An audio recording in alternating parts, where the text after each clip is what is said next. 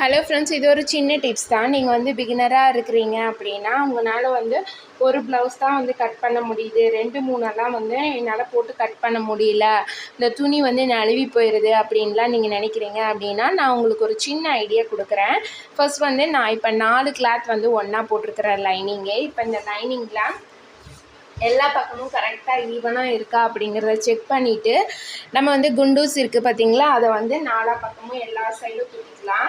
நான் வந்து 6 சைடுமே வந்து குத்திக்கிறேன். இந்த ரைட் அண்ட் லெஃப்ட் சைடு 2 பக்கமும் சென்டர்லேயும் நம்ம வந்து குத்திக்கிட்டோம் அப்படின்னா நமக்கு இதை வந்து கட் பண்ணி எடுக்கிற வரையுமே வந்து துணி வந்து எங்கேயுமே நகராமல் இருக்கும், காற்றுக்கும் வந்து பறக்காமல் இருக்கும்.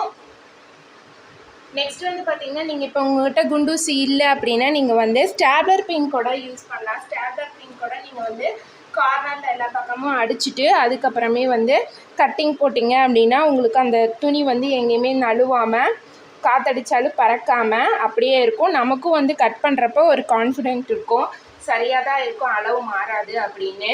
இந்த மாதிரி ஸ்டிச்சிங் சம்மந்தமான நிறைய விஷயங்கள் தெரிஞ்சுக்கணுன்னா மறக்காமல் நீங்கள் நம்ம சேனலை ஃபஸ்ட் டைம் பார்க்குறீங்கன்னா சப்ஸ்கிரைப் பண்ணி சப்போர்ட் பண்ணுங்கள். தேங்க்ஸ் ஃபார் வாட்சிங்.